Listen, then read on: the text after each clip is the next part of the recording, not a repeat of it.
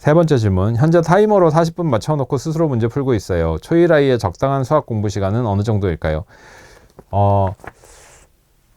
저희 그 회사 계정에 이제 1000매스 인데 1000매스 1000 매스인데 매스에 이제 복수 S가 붙은 게 회사 계정인데 지금 이제 이 대화에도 답변을 해드리고 있죠. 회사 계정에 이런 이제 수학상담소의 내용을 주제별로 다 잘라가지고 올리고 있거든요. 아마 대부분 아실 것 같은데 그렇게 올리고 있는데 제일 뷰수가 많은 게 뭐냐면 우리 아이 공부 몇 분 시켜야 돼요? 5학년은 몇 분 공부시켜야 돼요? 그럼 6학년은 몇 분 공부시켜야 돼요? 2학년은 몇 분 공부시켜야 돼요? 이게 뷰수가 제일 많아요. 제가 그걸 보면서 무슨 생각을 하냐면 아직 나는 멀었구나. 나는 아직 저에게는 어떻게 보면 이제 소비자죠. 뭐 책에 대한 수요자이기도 하고 아직 20년 가까이 아이들을 가르치고 어머님들을 만나오면서 학부모님들을 만나오면서도 아직 엄마의 마음을 잘 이해 못하는 그런 전문가인 것 같다라는 생각이 들어요. 그러니까 엄마들은 안심하기 위해서 정량화하고 싶어 하는 거고 저는 학습이 어떻게 시간으로 정량화 되냐는 거죠. 시간으로 정량화하는 게 아니라 뭘 할지를 정하시고 그 책의 진도를 정해주세요. 그래서 빨리 끝나면 빨리 쉬는 거야.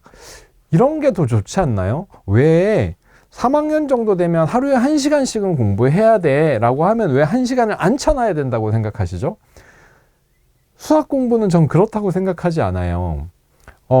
진도를 정해놓고 학원 다니는 건 좀 다르죠. 학원은 돈을 지불하고 받는 서비스니까. 저희 딸이 그런 얘기를 한 적이 있어요. 영어학원 다니다가 아주 빡센 영어학원 다닐 때는 계속 뭔가 프로그램을 하고 숙제를 내주고 하다가 동네에 있는 영어학원 다니니까 이제 워낙 그 좀 힘들게 하던 영어학원에 있다가 동네에 있는 영어학원 갔더니 좀 애가 이제 공부가 좀 됐나 봐요. 그래서 좀 그 반에서 잘했대요. 잘하니까 3시간 수업인데 자꾸 2시간 끝나면 애 할 거 다 했으니까 돌려보내고 2시간 반 지나면 돌려보내고 다른 친구들 해야 되는데 넌 이미 다 했으니까 먼저 집에 가 이렇게 한 거예요. 아이가 집에 와서 뭐라고 했냐면 엄마 나 학원 옮겨야 될 것 같아. 돈 아까워서 못 다니겠어. 이렇게 이제 얘기한 적이 있어요. 그러니까 이 힘들게 하는 수준에 익숙해져서 이미 습관이 쫙 잡히니까 아이가 그 정도 공부는 이겨내고 공부는 이 정도라고 생각하고 하는데 수준을 확 낮추니까 엄마 이 학원은 나 공부 안 시켜주고 자꾸 집에 돌아가래. 뭐 이런 게 있어요. 그래서 아까 문제 난이도도 얘기했는데 빡세게 시킵시다 이런 뜻이 아니에요. 이런 뜻이 아니라 얼마만큼 시간보다 이 정도는 하자. 이런 부분들을 아이하고 이제 정해보고 도전하고 너무 무리되면 요거는 뺄까? 뭐 이런 거를 하더라도 아이하고 공부하는 것은 시간으로 정하시기보다는 이번 주에 이 정도는 공부하자라고 정했으면 그게 약속이고 해내자 이렇게 하는 거 월수금으로 나눠서 할까? 이 책은? 뭐 한다면 그러면 오늘은 여기까지 막 이렇게 양으로 좀 해보세요. 양으로. 예를 들어서 원리셈을 한다고 쳐요. 원리셈 하루치를 해요. 항상 시간이 똑같을 수는 없잖아요. 하루치가 5분짜리일 수도 있고 10분짜리일 수도 있고 어떤 복잡한 데는 15분짜리일 수도 있어요. 5분 만에 끝났다고 10분 더 해야지 앉아가지고 하나 더 풀어라고 하면 아마 아이는 뭐라고 생각할 거냐면 엄마가 기준이 없는 사람이라고 생각할 수도 있어요. 그럴 때는 왜 2배로 해야 돼? 나 오늘 열심히 해가지고 5분 만에 끝났는데 물론 이제 엄마는 알죠. 쉬운 내용이니까 하루치가 빨리 끝나는 걸 알지만 아이 입장에서는 왜 엄마가 더 하라고 해서 내가 오늘은 2배를 해야 돼? 나 열심히 해가지고 5분 만에 끝났는데 이런 생각들도 있는 거죠. 어린아이들도 그렇잖아요. 그래서 뭐 어떤 동기부여나 이런 것들을 생각하더라도 이제 1시간은 앉아있자 보다는 목표를 정하고 그 정도를 하면 좀 자유시간을 가지는 방향으로 하는 게 더 좋지 않은가. 요 마지막은 정말로 개인적인 의견이긴 합니다. 초1 아이에게 적당한 수학 공부 시간은 학원과 집이 많이 달라요. 학원은 저는 초1 아이도 2시간 넘게 2시간 반, 3시간까지도 붙잡고 시킬 수 있다고 생각하고, 어머님들이 오히려 걱정하시지만 학원이라는 환경은 그렇게 만들 수 있어요. 근데 집이라는 환경은 또 다르죠. 그래서 이런 부분은 아이에 따라서, 어머니하고 관계에 따라서 정하시고, 네. 그러니까 여기 질문 중에 이제 분량을 정해서 하는데, 너무 늘어지면 그날은 끊고, 그러면 내일 이건 또 해야 돼 뭐 이렇게 정하고 하거나 할 수도 있을 것 같고, 제 생각은 그렇습니다. 지금 마지막 질문에 대해서는 넘어가 보겠습니다. 초3 남아입니다. 라방을 몇 번 보니 저희 아이는 발산형 아이구나 깨달았습니다. CMS 다니고 있는 1학년부터 초3 남아이고 CMS 다니고 있고요. 사고력 학원이죠. 수감이 좋은 편이에요. 자기가 편한 방법으로 하는데 3학년이라 그런지 이제 세로셈 싫어하다가 학교 수업을 들은 이후로 언젠가부터 그게 빠르고 큰 수에 어쩔 수 없다 생각하더니 세로셈도 시도하더라고요. 굉장히 긍정적인 거예요. 이런 거는 스스로 그렇게 이제 받아들이고 하는 거는. 연산을 잘하는데 문제집 하기 싫어서 이것저것 시도하다가 교과샘으로 정착했습니다. 그런데 다비수 같은 수업을 접하다 보면 연산을 더 체계적으로 가르쳐 줄 필요가 있을까? 다비수 같은 수업으로 더 체계적으로 해줄 수 있지 않을까 해서 욕심이 납니다. 교과 과정만 쭉 따라갈 수 있는 연산으로 교과샘만 집에서 꾸준히 할 생각인데 자꾸 수업 욕심이 납니다. 하셨어요.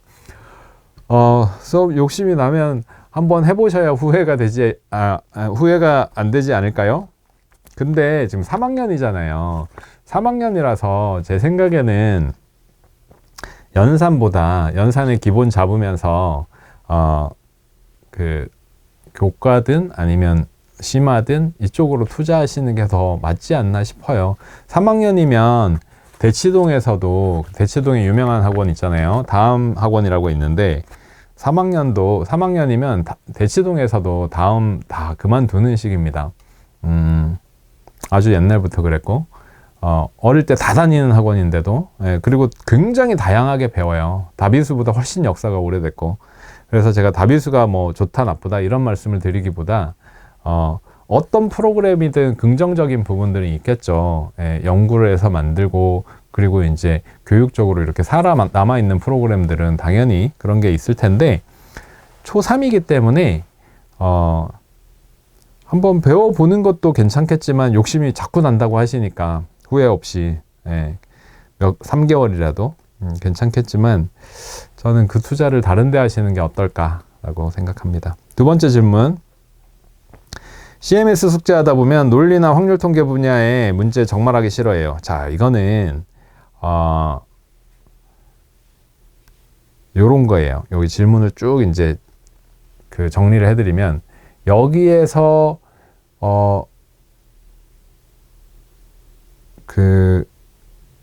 아이가 싫어하고 안 하려고 하는 이 확률 통계 부분이라는 건 다 구해라.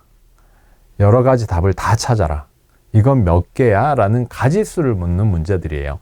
그 중에서도 논리적으로 구할 수 있는 뭐 곱셈으로 구하거나 이렇게 식을 이용해서 구할 수 있는 문제들은 아마 이 아이도 재미있어 할 거라고 생각돼요. 이 친구가 싫어하는 건 뭐냐면 사전식 배열로 다 나열해서 다 찾아야 되는 그것을 바로 싫어하는 거죠. 그거는 저도 싫어합니다. 그거 좋아하는 사람이 있을까요? 그리고 그렇게 하는 식의 수학은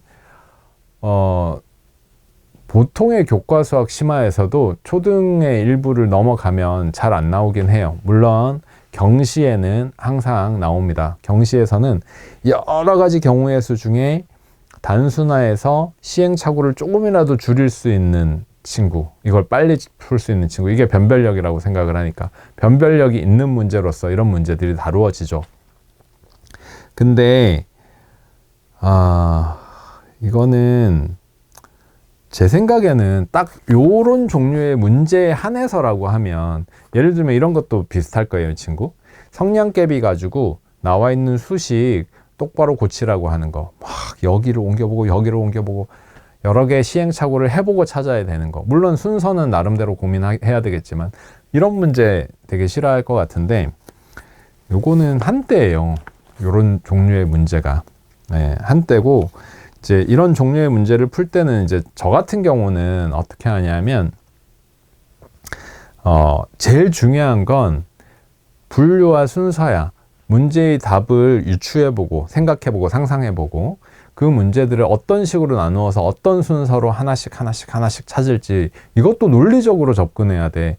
이거 빠뜨리지 않고 다 하는 거 귀찮고, 이거 뭐 흔한 말로 은어로 이제 뭐 노가다 문제 아니에요? 이런 식으로 얘기하는 그런 거 아니라는 거죠. 논리적으로 생각할 수 있어. 수학 문제인데 수학 문제는 다 논리적이야. 뭐 이런 식의 어떤 가지고 생각을 해보고 풀어보자, 이렇게 이제 안내를 하고 풀긴 합니다. 근데 문제의 질로 보면 딱 요때 도형의 개수 찾기, 이런 문제도 마찬가지죠. 도형의 개수 찾기도 제가 지금 논리적이라고 했지만 그다지 논리적이지 않습니다. 네. 딱 그때만 그래요. 3학년, 4학년, 요때 3학년 때. 네. 삼각형의 개수를 모두 찾아라. 선을 따라 그릴 수 있는 삼각형, 사각형. 요때만 나오는 문제예요. 그래서 이거 가지고 너무 스트레스 받지 않으셨으면 좋겠어요. 아이도 어머니도. 넘어가겠습니다. 초4아이 학원에 다니고 있고, 여기는 매일 숙제 내주시고 카톡방에 올려 체크 및 오답 관리를 해주시는 식으로 관리를 해주십니다. 근데 쭉 제가 미리 읽어봤으니까 요약해드리면, 근데 이제 어머니께서 아이에게 한 번 더 풀어봐, 틀린 거 이렇게 해서 한 번 더 풀어봐 하고, 한 번 더 풀어봐 한 걸 다시 채점하고 선생님한테 보내드린대요. 근데 선생님께 이제 아이의 모습을 다 안 보여드리기 위해서 이런 부분보다 엄마하고 공부하다 보니까 이제 그런 습관이 엄마가 이렇게 체크해주고 요건 고쳐봐, 스스로 다시 해봐, 이제 이렇게 하는 과정이고, 그리고 선생님한테는 따로 이제 보여드릴 때도 있다, 이런 말씀을 하셨어요. 근데 이게 잘하고 있는 걸까요? 아이의 상태를 있는 그대로 선생님한테 보여드리는 게 좋을지, 이렇게 이제 말씀하셨어요. 근데 얘는 이제 학원을 다니고 있고 선생님을 최대한 이용한다라고 생각을 하면 선생님한테 아이가 틀린 문제는 당연히 다 보여줘야 돼요. 그래야 선생님이 이 아이는 이런 게 부족하구나 라고 하면 그거에 대한 대안을 선생님이 고민을 하는 거죠. 예, 저 같으면 고민을 하고 이 친구는 이런 게 많이 부족하네. 그럼 나중에 관련 단원 있을 때 신경을 좀 써야 될 친구네. 이런 게 있어요. 분명히 있어요. 뭐 모든 단원에서 다 그렇고 그렇게까지는 아니겠지만 분명히 그런 게 있단 말이죠. 그래서 선생님하고 학원 선생님하고 관계에서 레벨업이나 이런 부분 때문에 아이를 숨기고 아이를 더 잘하는 것으로 보이고 그런 건 정말 작은 부분이고요. 오히려 아이가 못하는 부분을 선생님이 좀 이렇게 신경 써줄 수 있도록 해주시는 게 더 좋습니다. 물론 학원 중에는 또 그런 시스템이 아닌 학원도 있긴 하겠지만, 네. 넘어가겠습니다. 10살, 8살 남매를 키우고 있는 워킹맘입니다. 교과와 다비수 연산 학원을 병행하고 있습니다. 2년 전에 처음 수학 문제집 샀던 게 원리셈이었어요. 그때는 둘째가 자기가 풀어가지고 천재라고 생각한 적도 있었고, 소모학원도 다녔었고, 경시도 시험 봐서 60점대 이렇게 했었고, 그때 60점대를 보고 천재는 아니구나 했고, 사고력 문제집도 풀고 있어요. 다비수는 2년 정도 해서 인수분해도 하고 있어요. 교과는 엄마표로 왕수학으로 실력, 문장제 최상위 순서로 3-2까지 풀었는데 4-1 실력 들어가서 교과로 쭉 가야 할지 사고력 학원을 다시 경험해 보도록 하고 싶어서 보내야 할지 고민입니다 하셨어요. 소마를 1년 다니다가 재미없다고 해서 그 최상위 반에 올라갈 뻔 하다가 그만뒀다고 하셨고, 사고력 문제를 다양하게 접해봐야 된다고 제가 얘기를 했죠.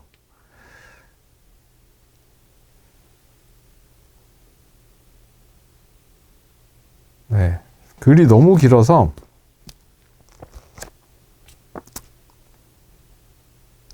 자, 큰아이 10살 아이와 8살 아이 구분을 좀 하자면 10살 아이 같은 경우는 사고력을 풀 수도 있고 안 풀 수도 있어요. 근데 사고력을 푼다라는 건 제가 그 방송할 때마다 말씀드리지만 심화 문제집을 푸는 거예요. 심화 문제집을 푸는 건데 좀 교과를 벗어나는 내용까지, 그리고 극단적으로 어려운 내용까지 있을 수 있다라는 걸 인지하고 거기까지 도전하는 심화 문제집을 푸는 거예요. 그 다음에 8살 아이 같은 경우는 1학년이니까 교과가 크게 많이 없어서 교과 심화 문제집을 해도 그 개념이 별거 없는 데에서 심하니까 차라리 폭넓게 2학년, 3학년 앞을 내다보면서 사고력 교재로 심화를 하겠다 하는 게 선택이 조금 다르다라고 말씀드렸어요. 그리고 10살 같은 경우는 이미 3학년이기 때문에 교과에도 좀 집중을 해줘야 되고, 교과를 잘 해야 또 4학년에 또 이어서 잘할 수 있기 때문에 그런 부분을 생각하고 사고력에 대해서 고민을 나누어서, 큰아이, 작은아이 나누어서 생각하셨으면 좋겠고요. 그리고 사고력 학원 다니면서 학습량, 둘째 같은 경우는 학습량이 부족하지 않나라고 이제 고민하게 된다라는 부분도 있으시네요. 그럴 수 있죠. 사고력 학원 중에서 수업 시간이 길지 않고, 뭐 집에서 좀 더 하면 되지 않을까요? 아까도 비슷한 말씀 드렸는데 교과 스스로 할 수 있을까요? 스스로 학습 잘 안 되는데 라고 하셨지만, 어릴 때 스스로 하는 문제집 하나 정도는 한 가지 또는 두 가지 이렇게 정도는 만들어주고 습관을 잡아주면 되게 좋아요. 실제로 사고력 학원 같은데, 아니면 심화를 잘해주는 학원 같은데 가도 교과 같은 경우는 스스로 좀 엄마하고 해보거나, 아니면 엄마가 계획을 세워주면 이렇게 하고 채점을 엄마가 해주고, 이런 습관이 잡혀있는 아이들, 저는 그동안 가르치면서 그런 아이들 되게 좋더라고요. 되게 좋아요. 기본이 잘 되어 있어요. 학습에 대한 기본 태도, 습관 이런 것들이 잘 되어 있어서, 그 다음에 과제 해결 능력들도 좀 있는 편이고 해서, 뭐 집에서 할 수 있는 공부를 뭐 문제집 한 권이든 두 권이든 만들어 보는 건 되게 추천해 드리는 부분입니다. 그게 된다면. 쉽진 않지만 아이의 성향에 따라서 또 나 학원 갈래 이런 아이들도 있잖아요. 그래서 그런 부분 생각해 보시면서, 그 다음에 심화는 지금 보니까 많이 하고 계셔서 심화는 많이 하자고요. 심화는 많이 하고, 뭐 경시를 꼭 뭐 붙고 이런 걸 떠나서 심화는 많이 하자고요. 수학을 잘할 수 있는 길은 심화를 많이 하는 거예요.